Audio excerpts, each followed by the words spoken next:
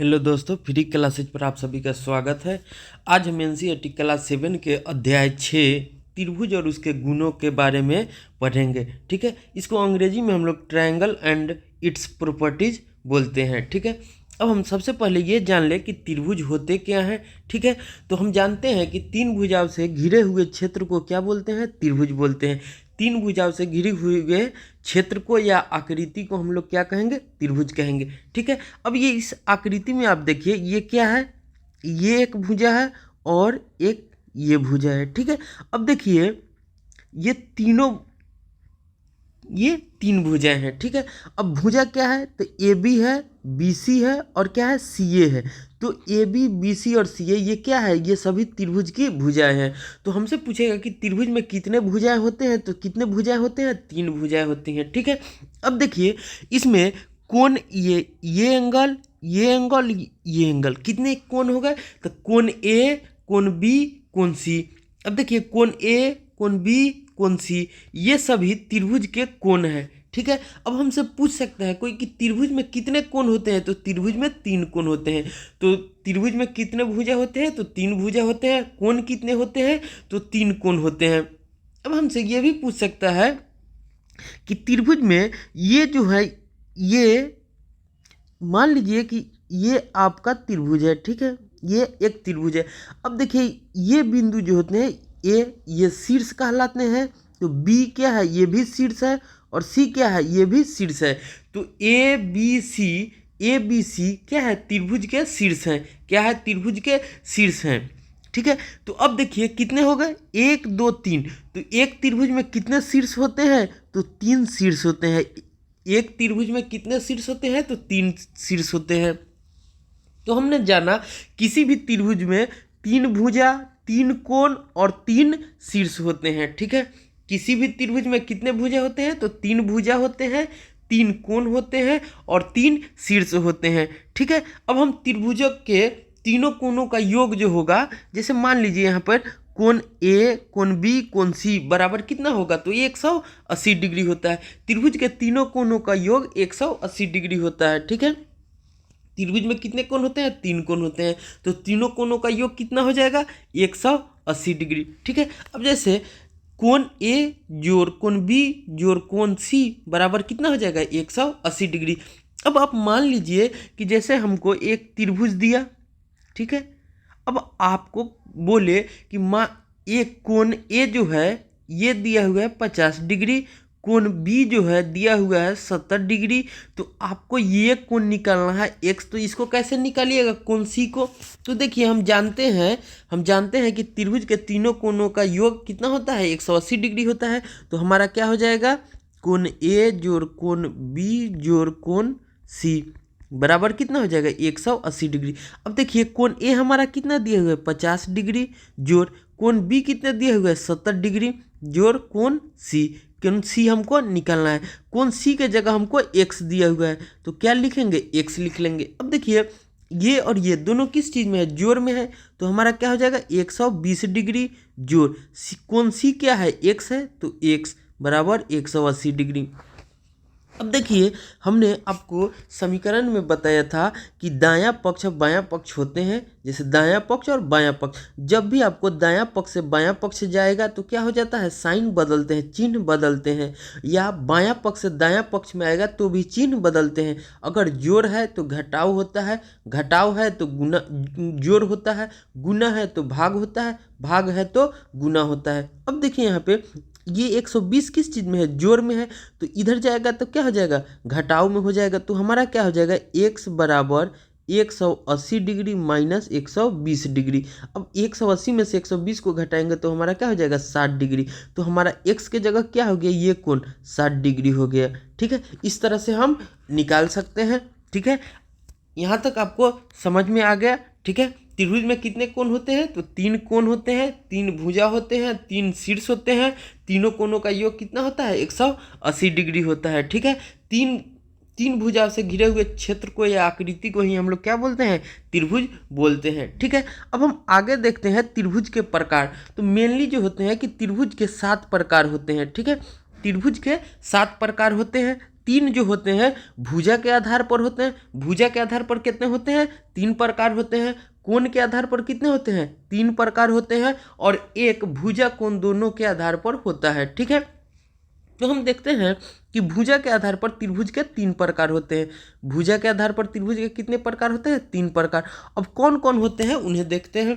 तो पहला हमारा है समबाहु त्रिभुज। समबाहु त्रिभुज, इसको अंग्रेजी में हम लोग इक्विलैटरल ट्रायंगल बोलते हैं। क्या बोलते हैं? इक्विलैटरल ट्रायंगल बोलते हैं। समबाहु का मतलब होता है, सम मतलब बराबर, बाहु मतलब भुजा, मैंने वह त्रिभुज जिसका सभी भुजाएं क्या हो? बराबर हो, वो क्या होगा? समबाहु त्रिभुज होगा। ठीक है, अब है दूसरा हमारा समद्विबाहु त्रिभुज। सम का मतलब क्या होता है? बराबर, द्वि का मतलब दो, द्वि का मतलब दो, तो क्या हो गया? दो बराबर भुजा हो, जिस त्रिभुज का दो बराबर भुजा हो उसे क्या कहेंगे? समद्विबाहु त्रिभुज कहते हैं। ठीक है, इसे अंग्रेजी में आइसोस्केलस ट्रायंगल्स बोलते हैं। ठीक है, ट्रायंगल। अब देखिए हमारा तीसरा आता है विषम बाहु त्रिभुज। क्या आता है? विषम बाहु त्रिभुज। तो विषम बाहु का मतलब होता है कि असमान, भिन्न हो। ठीक है, तो हर भुजा क्या होगा? प्रत्येक भुजा क्या होगा? अलग अलग होगा। ठीक है, इसे अंग्रेजी में स्केलेन ट्रायंगल बोलते हैं। ठीक है, तो विषम बाहु में हम क्या होगा? सभी भुजा अलग अलग होंगे। ठीक है, तो वह त्रिभुज जिसकी सभी भुजाएं आपस में बराबर नहीं हो, असमान हो, उसे क्या कहते हैं? विषम बाहु त्रिभुज कहते हैं।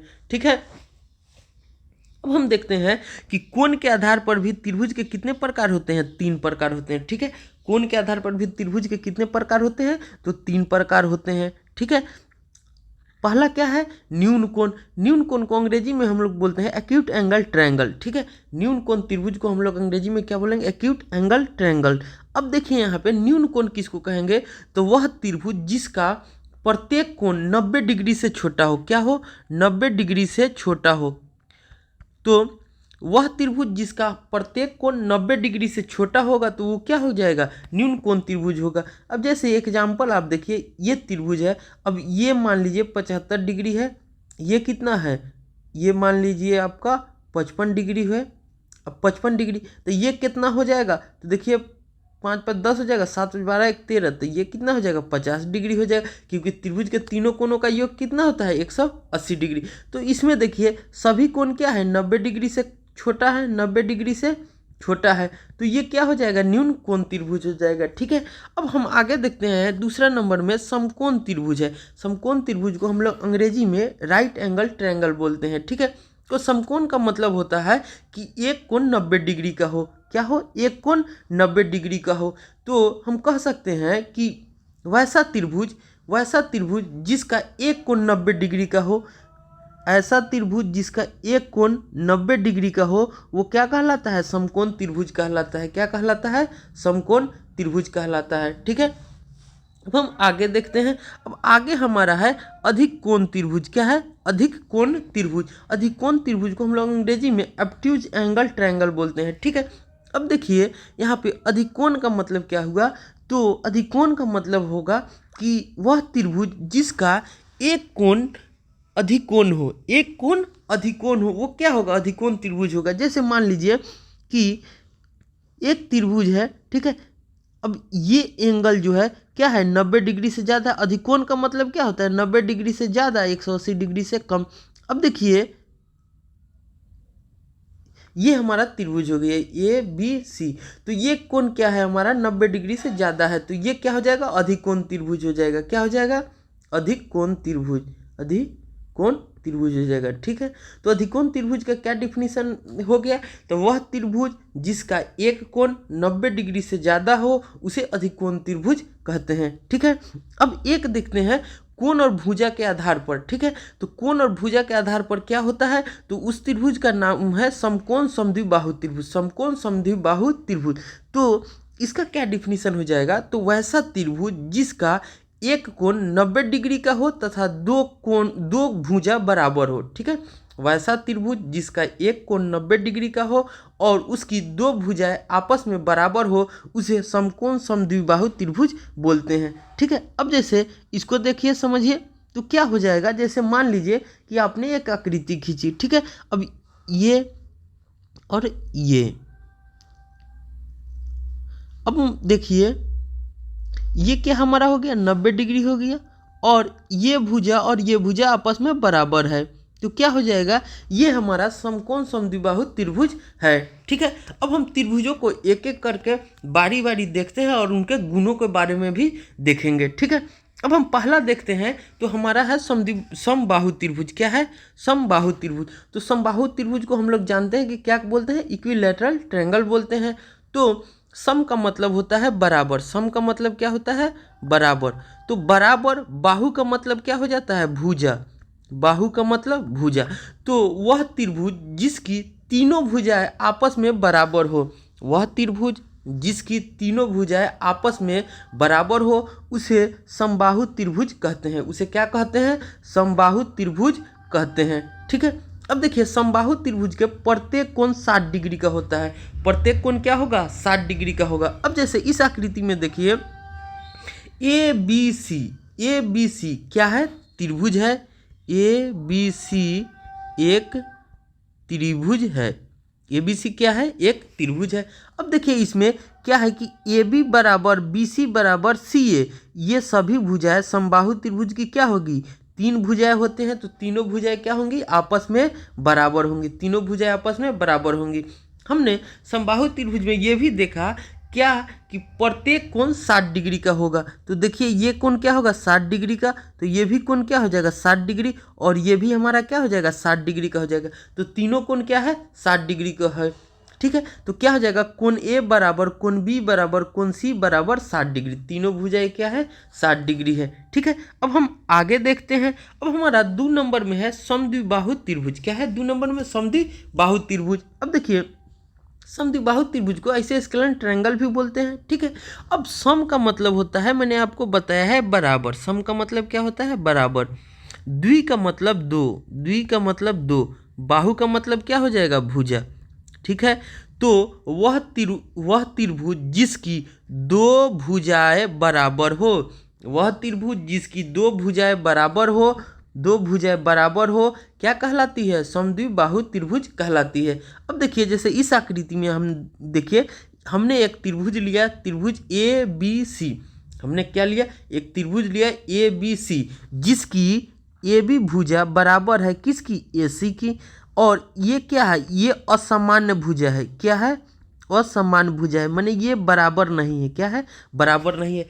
ए बी बराबर है ए सी के, तो क्या लिखें, ए बी बराबर A C not equal to B C. मैंने ए बी बराबर है ए सी के लेकिन बराबर नहीं है बी सी के। बी सी हमारा क्या है, ये है, तो इसके बराबर नहीं है। अब हम जानते हैं, एक नोट करके हमेशा याद रखिएगा कि समद्विबाहु त्रिभुज के असमान भुजा, असमान भुजा क्या है, ये है। तो असमान भुजा को आधार कहते हैं। ये असमान भुजा है, इसको हमारा दूसरा नाम क्या हो जाए, इसको कहते हैं आधार। क्या कहते हैं, इसको आधार कहते हैं। अब देखिए तो क्या हो जाएगा कि समद्विबाहु त्रिभुज के आधार पर जो कोण ये बन रहे हैं, ये कोण क्या होते हैं, दोनों आपस में बराबर होते हैं। ठीक है, ये दोनों कोण जो आधार पर बने हैं वो क्या होंगे, बराबर होंगे। तो क्या हो जाएगा, कोण बी बराबर कोण सी, कोण बी और कोण सी जो होंगे बराबर होंगे आधार पर के कोण समद्विबाहु त्रिभुज में। ठीक है, तो आप ये भी आधार पर बने दोनों कोण समान होते हैं। आधार पर बने दोनों कोण क्या होते हैं, समान होते हैं। ठीक है, अब हम आगे 3 नंबर में देखते हैं विषम बाहु त्रिभुज। विषम बाहु त्रिभुज का मतलब होता है, विषम का मतलब होता है अलग या भिन्न। क्या होता है, अलग या भिन्न। बाहु का मतलब होता है भुजा, बाहु का मतलब क्या हो गया, भुजा।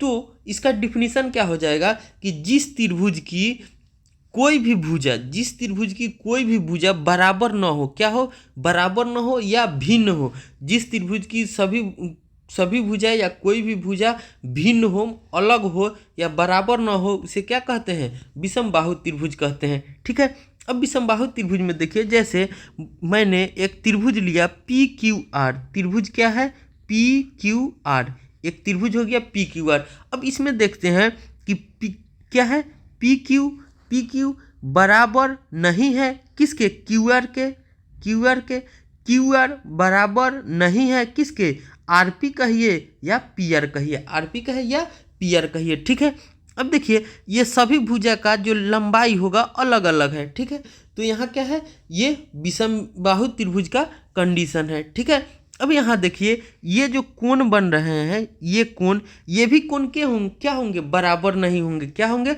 अलग अलग होंगे। क्या हो जाएगा, कोण P बराबर नहीं है कोण Q के, बराबर नहीं है कोण R के। ठीक है, अगर यहाँ पर कोण बराबर हो जाता है, एक कोण बराबर हो जाएगा तो क्या हो जाएगा, समद्विबाहु त्रिभुज हो जाएगा। ठीक है, हमेशा दिमाग में ये चीज़ ये ध्यान रखिएगा। जिस हमने क्या सीखा है कि समद्विबाहु त्रिभुज में क्या होते हैं, दो कोण बराबर होते हैं आधार वाले। तो अगर विषमबाहु त्रिभुज में भी दो कोण बराबर होंगे तो क्या हो जाता है, वो समद्विबाहु त्रिभुज हो जाएगा, विषमबाहु त्रिभुज नहीं रहेगा। अगर तीनों कोण बराबर हो जाएगा तो क्या हो जाएगा, वो समबाहु त्रिभुज हो जाएगा, वो विषमबाहु त्रिभुज नहीं रहेगा। ठीक है, उम्मीद है आप लोगों को बेहतर तरीके से समझ में आ रहा है। अब हम आगे देखते हैं 4 नंबर में न्यून कोण त्रिभुज। क्या, न्यून कोण त्रिभुज। न्यून कोण त्रिभुज को हम लोग अंग्रेजी में क्या बोल रहे थे, एक्यूट एंगल ट्रायंगल। ठीक है, अब देखिए यहाँ पे न्यून कोण में मैंने आपको बताया है, चाहे हम जानते हैं कि न्यून कोण का मतलब होता है 90 डिग्री से छोटा। क्या, 90 डिग्री से छोटा, 90 डिग्री से छोटा को न्यून कोण बोलते हैं। ठीक है, तो हमारा त्रिभुज का क्या हो जाएगा, तो यदि किसी त्रिभुज का प्रत्येक कोण का माप 90 डिग्री से कम हो या छोटा हो तो वह न्यून कोण त्रिभुज कहलाता है। ठीक है, किसी भी त्रिभुज का प्रत्येक कोण क्या हो, 90 डिग्री से छोटा हो तो उसे क्या कहेंगे, न्यून कोण त्रिभुज कहेंगे। जैसे अब देखिए मैंने एक त्रिभुज लिया ए बी सी। अब मान लीजिए इस कोण को मैंने माना 55 डिग्री। क्या माना, 55 डिग्री। तो कोण बी को मैंने मान लिया 60 डिग्री। अब हम जानते हैं कि त्रिभुज के तीनों कोणों का योग कितना होता है, 180 डिग्री। तो हमारा ये कितना आ जाएगा, 180 डिग्री में से क्या करेंगे, 115 डिग्री को घटा लेंगे तो हमारा क्या आ जाएगा, 65 डिग्री। ठीक है, तो अब देखिए ये कोण क्या है, सभी कोण क्या है, 90 डिग्री से छोटा है, प्रत्येक कोण 90 से कम है या छोटा है, इसीलिए ये क्या त्रिभुज है, ये न्यून कोण त्रिभुज है। ठीक है, अब हम आगे देखते हैं। अब देखिए हमारा 5 नंबर में है समकोण त्रिभुज। क्या है, समकोण त्रिभुज। तो समकोण त्रिभुज को हम लोग अंग्रेजी में राइट एंगल्ड ट्रायंगल बोलते हैं। ठीक है, अब देखिए यदि किसी त्रिभुज का एक कोण, किसी भी त्रिभुज का एक कोण अगर 90 डिग्री का हो तो उसे क्या कहेंगे, समकोण त्रिभुज कहेंगे। ठीक है, समकोण त्रिभुज कहेंगे। क्या कहेंगे, समकोण त्रिभुज कहते हैं। ठीक है, समकोण त्रिभुज कहते हैं। तो क्या है, एक कोण कितना होना चाहिए, 90 डिग्री होना चाहिए, तो उसे क्या कहेंगे, समकोण त्रिभुज कहते हैं। अब देखिए समकोण त्रिभुज कहते हैं तो इस त्रिभुज में आप देखिए कि हमारा पी क्यू आर एक त्रिभुज है, पी क्यू आर एक त्रिभुज है। इसका क्या है, क्यू कोण जो है कि 90 डिग्री का है। क्यू कोण कितना है, यहाँ पर देखिए क्यू कोण कितना है, 90 डिग्री का है। ठीक है, तो क्यू कोण के जो ये है, अगर शीर्ष क्यू के सामने ये क्या हो जाएगा, सम्मुख भुजा हो जाएगा। तो इसके सामने जो रहेगी उसे क्या कहते हैं, कर्ण कहते हैं। ठीक है, तो क्या हमारा हो जाएगा कि 90 डिग्री के सामने की भुजा को क्या कहेंगे, कर्ण कहेंगे। 90 डिग्री के सामने की भुजा को कर्ण कहते हैं। क्या कहते हैं, कर्ण कहते हैं। और जिस पे 90 डिग्री का कोण बना है उसे क्या कहते हैं, इसे क्या कहते हैं, आधार कहते हैं। क्या कहते हैं, आधार। और हमारा ये क्या हो जाएगा, लंब हो जाएगा। ये क्या हो जाएगा, लंब हो जाएगा। ठीक है, तो 90 डिग्री के सामने या सम्मुख दोनों एक ही वर्ड है, ध्यान रखिएगा। क्या, सम्मुख या सामने जो है उसे क्या कहते हैं, कर्ण कहते हैं। और जिस पे 90 डिग्री कोण बना है उसे क्या कहते हैं, आधार कहते हैं। और लंब जो है उसे क्या कहते हैं, वो लंब हो जाएगा। जो लंबवत खड़ा होगा भुजा वो क्या है, परपेंडिकुलर या लंब है। ठीक है, अब इस आकृति में हम देखिए लंब को हम लोग अंग्रेजी में क्या बोलते हैं, परपेंडिकुलर बोलते हैं। कर्ण को हम लोग अंग्रेजी में हाइपोटेनस या एच से डिनोट करते हैं। पर लंब को हम लोग किससे डिनोट करते हैं, पी से डिनोट करते हैं। आधार का अंग्रेजी होता है बेस, इसको हम लोग बी से डिनोट करते हैं। किससे डिनोट करते हैं, बी से। तो हम लोग देखें कि लंब को हम लोग किससे डिनोट करते हैं, पी से, कर्ण को एच से और आधार को बी से डिनोट करते हैं। अब देखिए एक इसमें और इम्पोर्टेंट आता है पाइथागोरस गुण, पाइथागोरस गुण जो होता है कि हमेशा समकोण त्रिभुज पर लागू होता है। किस पे लागू होगा? समकोण त्रिभुज पे। पाइथागोरस गुण किस पे लागू होगा? समकोण त्रिभुज पे। ठीक है, तो पाइथागोरस गुण हमें कहता है कि त्रिभुज की जो होगी सामने की भुजा के जो होगी तीसरी भुजा होगी, वो उसका स्क्वायर जो होगा वो बराबर होगा दो पाद भुजाओं के। जैसे पाद भुजा यहाँ क्या हो जाएंगे? आधार और लंब। पाद भुजा क्या हो जाएंगे? आधार और लंब। तो हमारा क्या हो जाएगा? कर्ण स्क्वायर बराबर आधार स्क्वायर प्लस लंब स्क्वायर। ठीक है, अब हम जानते हैं कि अगर हम कर्ण पर से स्क्वायर हटाते हैं तो क्या हो जाता है? रूट अंडर में चला जाता है। तो रूट अंडर में से कर्ण पर से स्क्वायर हटा तो हमारा क्या होगा? रूट अंडर आधार स्क्वायर प्लस लंब स्क्वायर। क्या हो गया? आधार स्क्वायर प्लस लंब स्क्वायर। अब देखिए हमारा, तो क्या हमारा सूत्र बना? एच कर्ण को हम लोग किससे डिनोट करते हैं? एच से। तो एच बराबर root under B square plus P square. B हमारा क्या है? आधार है। पी क्या है? लंब है। बी क्या है? हमारा आधार है और पी क्या है? लंब है। ठीक है, इस तरह से अगर आपको देखिए यहाँ से आपको बोलेगा कि आधार निकालिए, आधार, तो हमारा आधार क्या हो जाएगा? रूट अंडर कर्ण स्क्वायर माइनस लंब स्क्वायर। क्या हो जाएगा? माइनस लंब स्क्वायर। इसी तरह से आपको अगर लंब बोलेगा तो क्या हो जाएगा? कर्ण स्क्वायर माइनस आधार स्क्वायर। कर्ण स्क्वायर बराबर आधार स्क्वायर। अगर इसी तरह से आपको लंब बोलता तो लंब का क्या हो जाएगा? कर्ण स्क्वायर माइनस आधार स्क्वायर। क्या हो जाएगा? आधार स्क्वायर। ठीक है, रूट अंडर के। तो इस तरह से हमारा 3 फार्मूला हो गया जो आप याद रखिएगा। इसको शॉर्ट फॉर्म में भी आप कैसे लिख सकते हैं? तो H square minus P square, ये क्या हो जाएगा? बी। यहाँ क्या हो जाएगा? पी बराबर क्या हो जाएगा? Root under H square minus B square. ठीक है, इस तरह से भी आपको ध्यान में रखना चाहिए। सभी फार्मूला को अपने से भी याद करके रखिएगा। ठीक है, अब हम आगे देखते हैं। 6 नंबर में हमारा है अधिकोण त्रिभुज। क्या है? अधिकोण त्रिभुज। इसको हम लोग अंग्रेजी में ऑब्ट्यूज एंगल्ड ट्रायंगल बोलते हैं। ठीक है, अब देखिए अधिकोण का मतलब होता है 90 डिग्री से ज़्यादा। अधिकोण का मतलब क्या होता है? 90 डिग्री से ज़्यादा। 90 डिग्री से ज़्यादा। तो देखिए हमारा परिभाषा क्या हो जाएगा? यदि किसी त्रिभुज के एक कोण का माप 90 डिग्री से अधिक हो, 90 डिग्री से अधिक हो या ज़्यादा हो, उसे क्या कहेंगे? अधिकोण त्रिभुज कहते हैं। ठीक है, यदि किसी त्रिभुज के एक कोण का माप 90 डिग्री से अधिक हो तो उसे क्या कहेंगे? अधिकोण त्रिभुज कहते हैं। अब जैसे मान लीजिए हमने एक त्रिभुज लिया पी क्यू आर। अब पी क्यू आर में देखिए कोण क्यू क्या है? 90 डिग्री से अधिक है। कोण क्यू क्या है? 90 डिग्री से अधिक है। तो ये हमारा क्या हो जाएगा? अधिक कोण त्रिभुज हो जाएगा। क्या हो जाएगा? अधिक कोण त्रिभुज हो जाएगा। क्यों? क्योंकि इस त्रिभुज का एक भुजा जो है कि 90 डिग्री से अधिक है, तो ये क्या है? अधिक कोण त्रिभुज है।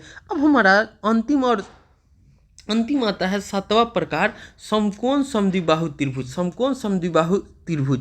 तो जिस त्रिभुज की दो भुजाएं और एक कोण 90 डिग्री का हो उसे समकोण समद्विबाहु त्रिभुज कहते हैं। क्या कहते हैं? समकोण समद्विबाहु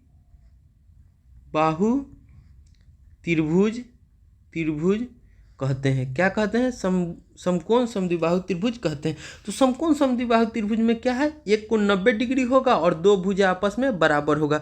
अब देखिए ए बी बराबर, अब क्या है? यहाँ ए है, ये बी है, तो क्या हो जाएगा? ए बी भुजा बराबर होगा बी सी के। तो ए बी बराबर बी सी, यहाँ पर क्या हो जाएगा? नॉट इक्वल टू सी ए के बराबर नहीं। ए बी बराबर है बी सी के, लेकिन सी ए के बराबर नहीं है। अब देखिए हमारा कोण बी क्या हो जाएगा? ये कोण बी है, तो कोण बी क्या हो जाएगा? 90 डिग्री हो जाएगा। ठीक है, उम्मीद है आप लोगों को बेहतर तरीके से समझ में आया होगा। अब हम त्रिभुज के गुणों के बारे में जानते हैं। ठीक है, अब हम जानते हैं कि त्रिभुज के गुण, तो पहला है कि किसी भी त्रिभुज के एक शीर्ष को उसके सम्मुख का मतलब होता है सामने। सम्मुख का मतलब क्या हो जाता है? सामने। तो हमारा पहला गुण है कि किसी भी त्रिभुज के एक शीर्ष को उसके सम्मुख भुजा पर खींचे गए लंब को त्रिभुज का शीर्ष लंब कहते हैं। खींचे गए लंब को क्या कहते हैं? त्रिभुज का शीर्षलंब कहते हैं। अब जैसे आप देखिए यहाँ पे, जैसे आप देखिए मैंने एक त्रिभुज लिया, मैंने एक त्रिभुज लिया। अब देखिए त्रिभुज लिया, इस त्रिभुज का मैंने नाम दे दिया पी क्यू आर। ठीक है, इस त्रिभुज का नाम मैंने दे दिया पी क्यू आर। अब देखिए कह रहा है कि एक शीर्ष से उसके सम्मुख भुजा पर खींचे गए लंब को त्रिभुज का शीर्ष लंब कहते हैं। अब देखिए किसी भी त्रिभुज में हम जानते हैं कि 3 शीर्ष होते हैं। कितने शीर्ष होते हैं? 3 शीर्ष होते हैं, 3 शीर्ष होते हैं। तो यहाँ पर त्रिभुज का शीर्ष क्या हो जाएगा? तो शीर्ष क्या हो जाएगा? पी हो जाएगा, क्यू हो जाएगा और आर। पी क्यू आर त्रिभुज के 3 शीर्ष हैं। ये पी क्यू और आर ये क्या है? त्रिभुज के 3 शीर्ष हो गए। ठीक है, अब हमको कह रहा है उसके सम्मुख भुजा पर। सम्मुख का मतलब क्या होता है? सामने। सम्मुख का मतलब आप समझिए सामने। ठीक है, अब सम्मुख भुजा पर लंब को त्रिभुज का शीर्ष लंब कहते हैं। अब देखिए क्यू का सम्मुख सामने कौन है? तो क्यू का सामने ये भुजा है पी आर। क्या है? P R. तो देखिए क्यू से हम लोग क्या करेंगे? क्यू से क्या करेंगे? इसके सम्मुख भुजा पर लंब डाल देंगे। तो लंब हमारा क्या हो गया? पी आर पर लंब हो गया। अब देखिए ये हमारा 90 डिग्री हो गया। ठीक है, अब कह रहा है कि खींचे गए लंब को, अब देखिए पी शीर्ष से आप लंब डालिएगा तो इसके सम्मुख भुजा कौन है? पी का सम्मुख भुजा क्या है? क्यू आर है। पी का सम्मुख भुजा क्या है? क्यू आर है। अब देखिए आर का सम्मुख भुजा कौन है? तो आर का सम्मुख भुजा कौन है? तो पी क्यू है। आर का सम्मुख भुजा कौन है? पी क्यू है। तो पी क्यू पर हम लोग लंब डाल दिए। ठीक है, अब पी क्यू पर हमने लंब डाल दिया। लंब का मतलब क्या होता है? 90 डिग्री। सबको होगा 90 डिग्री होगा। अब देखिए यहाँ पे सामने हमने क्या डाला? लंब डाल दिया। अब देखिए इसी को हम लोग क्या कहते हैं? इसी को क्या कहते हैं? शीर्ष लंब कहेंगे। क्या कहेंगे? शीर्ष लंब। ठीक है, तो एक त्रिभुज में कितने शीर्ष लंब होगा? 3। एक हो गया, ये 2 और ये 3। तो एक त्रिभुज में कितने शीर्ष लंब होते हैं? तो 3 शीर्ष लंब होते हैं। ठीक है, एक त्रिभुज में कितने शीर्ष लंब होते हैं? तो 3 शीर्ष लंब होते हैं। अब देखिए इसको हम लोग नाम दे देते हैं। ठीक है, तो P, इसको पी क्यू आर, तो इसको नाम दे दीजिए एस टी यू। ठीक है, अब देखिए पी एस को देखते हैं तो पी एस लंब है किस पे? क्यू आर पे। क्यू आर, पी एस लंब है किस पे? तो इस क्यू आर पे है। ठीक है, अब यहाँ पर देखिए, यहाँ पे देखिए आर यू लंब है किस पे? तो पी क्यू पे लंब है पी क्यू पे। ठीक है, अब देखिए क्यू टी को देखते हैं तो क्यू टी लंब है, क्यू टी ये लंब है किस पे? तो पी आर पे। किस पे है? पी आर पे। ठीक है, तो हम इससे पता चल रहा है कि त्रिभुज के कितने शीर्ष लंब हो गए? 3 हो गए। और पी एस लंब है क्यू आर पे, और क्यू आर ये सब क्या है? भुजा है। क्या है? भुजा है। ये सब भी क्या है? भुजा है। ये भुजा है। और ये क्या है? शीर्ष लंब है। Q T P S R you क्या है? ये शीर्ष लंब है। ठीक है, अब हम दूसरा देखते हैं, आगे देखते हैं कि गुण क्या है। अब देखिए हमको आगे कह रहा है कि किसी त्रिभुज के एक शीर्ष को उसके सम्मुख मतलब सामने, किसी त्रिभुज के एक शीर्ष को उसके सम्मुख भुजा के मध्य बिंदु से, मध्य बिंदु का मतलब क्या होता है? बीच में, बीचों बीच। जैसे ये एक रेखा है, इसका मध्य बिंदु क्या हो जाएगा? ये हो जाएगा। ठीक है, इस रेखा का मध्य बिंदु क्या हो जाएगा? ये हो जाएगा। ठीक है, तो मध्य बिंदु का मतलब होता है बीचे में, जो किसी चीज को 2 समान बराबर भागों में बांटे, वही क्या होता है? मध्य बिंदु होता है। ठीक है, तो मध्य बिंदु से मिलाने वाले रेखाखंड को उसकी माध्यिका कहते हैं। ठीक है, तो माध्यिका किसे कहते हैं? तो किसी त्रिभुज के एक शीर्ष को उसके सम्मुख भुजा के मध्य बिंदु से मिलाने वाले रेखाखंड को उसकी माध्यिका कहते हैं। ठीक है, अब देखिए शीर्ष, तो हम जानते हैं कि त्रिभुज में कितने शीर्ष होते हैं? 3 शीर्ष होते हैं। तो इस त्रिभुज में क्या हो जाएगा? ए बी सी, ये क्या होगा? त्रिभुज के 3 शीर्ष हो गए। ये त्रिभुज के 3 शीर्ष हो गए। अब देखिए कह रहा है कि सम्मुख भुजा जो मध्य बिंदु को मिलाने वाली। अब देखिए बी के शीर्ष से सम्मुख कौन है? तो तो सम्मुख हो जाएगा AC भुजा, ये भुजा क्या हो जाएगा AC भुजा। अब देखिए B से सम्मुख भुजा से खींची गई मध्य बिंदु, तो ये क्या है मध्य बिंदु हो जाएगा, मतलब क्या हो जाएगा AE बराबर EC हो जाएगा। AE बराबर EC हो जाएगा, क्यों? क्योंकि ये दोनों के बीच की दूरी को बराबर भागों में बांट रहा है, ठीक है। तो हमारा BE क्या हो जाएगा, BE क्या हो जाएगा, तो B हमारा माध्यिका हो जाएगा, ठीक है। B माध्यिका हो जाएगा किसका, तो AC का, ठीक है। AC का B माध्यिका है, ठीक है। अब देखिए आप AD को देखिए, तो AD एक A शीर्ष से जब हम खींचेंगे तो A शीर्ष का सम्मुख कौन है, BC है। A शीर्ष का सम्मुख भुजा कौन है, ये BC है। तो BC से मध्य बिंदु लिए, ठीक है। तो हमारा देखिए AD माध्यिका है किसका, BC का। AD माध्यिका है BC का, तो AD माध्यिका है BC का। अब यहाँ पर देखिए C शीर्ष से हमने खींचा, तो किस पे भुजा पे खींच रहे हैं, AB पे। तो C शीर्ष से हमने भुजा खींचा AB पे, तो ये जो होगा हमारा CF माध्यिका है किसका, AB का। CF माध्यिका है AB का, ठीक है। ABC क्या है, त्रिभुज के 3 शीर्ष हैं, ठीक है। अब देखिए नोट में हम लोग लिख लेते हैं कि त्रिभुज के 3 माध्यिकाएं होती है। त्रिभुज के कितनी माध्यिकाएं होती हैं, 3 माध्यिकाएं होती है, ठीक है। अब इस पॉइंट को आप कुछ नाम दे दीजिए O, ठीक है। तो हमारा क्या हो गया, देखिए 1 2 3, तो त्रिभुज के कितने माध्यिकाएं हो गए, 3। तो हमने देखा कि त्रिभुज में 3 कोण होते हैं, 3 भुजा होते हैं, 3 शीर्ष होते हैं, 3 माध्यिकाएं होती है और 3 क्या शीर्ष लंब भी होते हैं, ठीक है। अब हम आगे देखते हैं। अब आगे हमको कह रहा है कि किसी त्रिभुज का बाह्य कोण, बाह्य कोण का मतलब होता है कि आकृति से बाहर,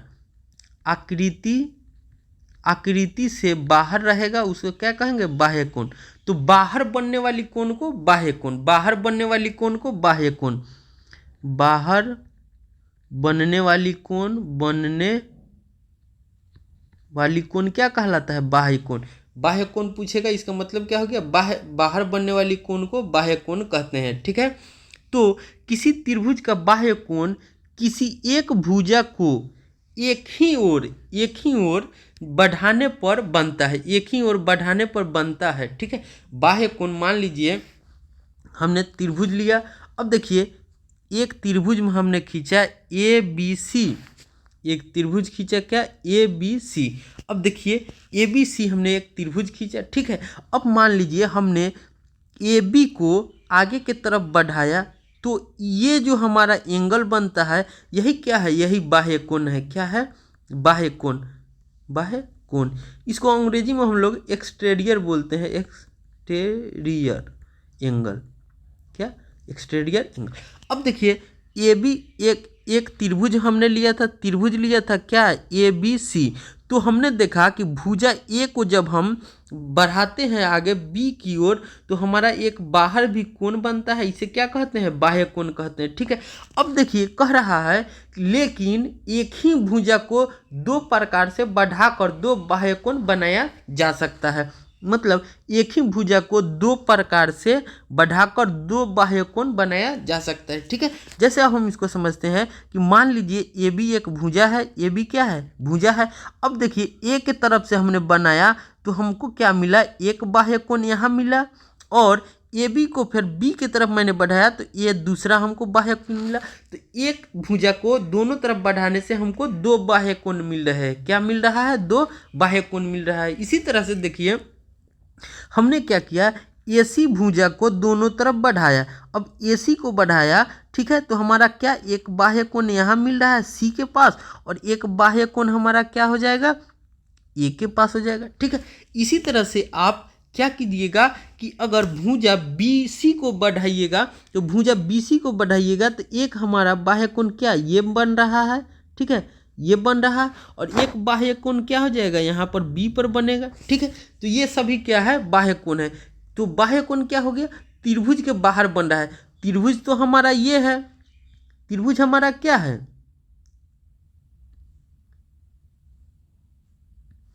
त्रिभुज तो हमारा ये था, त्रिभुज हमारा ये है, लेकिन कोण हमारा कहाँ बन रहा है, सभी कोण बाहर बन रहा है। देखिए ये बाहर बन रहा है, ये बाहर बन रहा है, ये बाहर, ये भी बाहर, ये भी कोण बाहर बन रहा है, तो सभी त्रिभुज के बाहर बन रहा है, इसीलिए ये क्या है, बाह्य कोण है। ठीक है, अब हम आगे पर देखते हैं।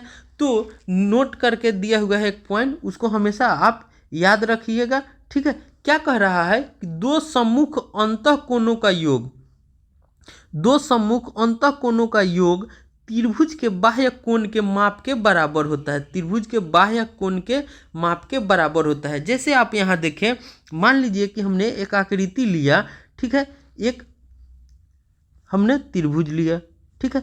अब मान लीजिए ये त्रिभुज ABC है, तो कह रहा है कि दो सम्मुख अंतःकोणों का योग त्रिभुज के बाह्य कोण के माप के बराबर होता है। अब जैसे मान लीजिए कि मैंने क्या किया, BC को आगे बढ़ाया, BC को बढ़ाया कहाँ तक, D तक, BC को हमने बढ़ाया D तक।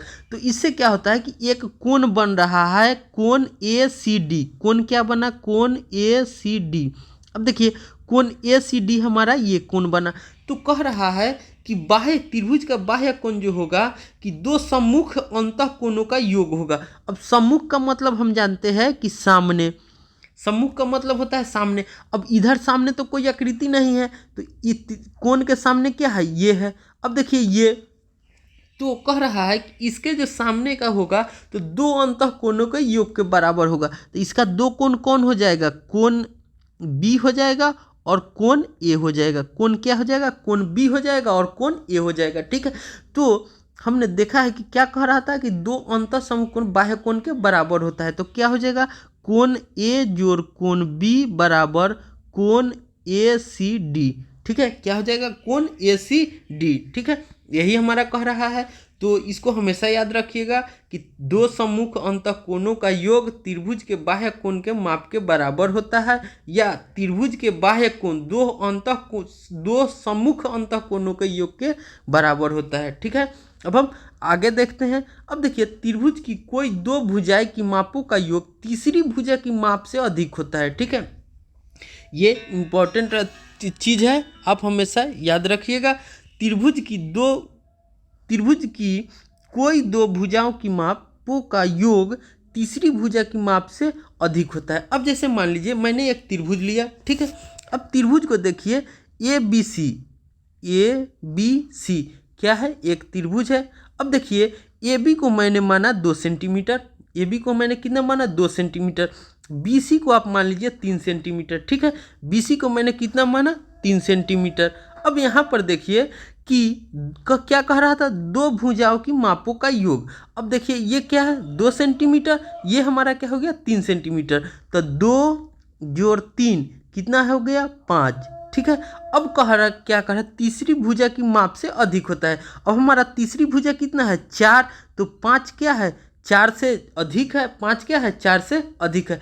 तो हमेशा ये जो होगा कि रूल त्रिभुज के लिए फॉलो करेगा। ठीक है, अब देखिए हमारा आगे क्या कह रहा है, आगे कह रहा है कि त्रिभुज की कोई दो भुजाओं की माप, त्रिभुज की कोई दो भुजाओं की माप, ठीक है, का अंतर तीसरी भुजा की माप से कम होता है, तीसरी भुजा की माप से कम होता है। अब जैसे मान लीजिए, आप देखिए इसको, जैसे मैंने एक त्रिभुज लिया, ठीक है।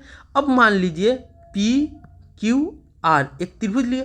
अब इस त्रिभुज का माप मान लीजिए 8 है, ये मान लीजिए 9 है, और ये क्या है मान लीजिए, तो ये मान लीजिए 15 है। अब देखिए यहाँ पर क्या हो जाएगा, तो ये क्या है 8, ये क्या है 9, तब ये दोनों को जोड़ेंगे तो हमारा क्या हो जाएगा 17, ये क्या है 15, तो 17 बड़ा है 15 से, तो ये क्या है त्रिभुज से अधिक है, तो ये दोनों रूल फॉलो करता है।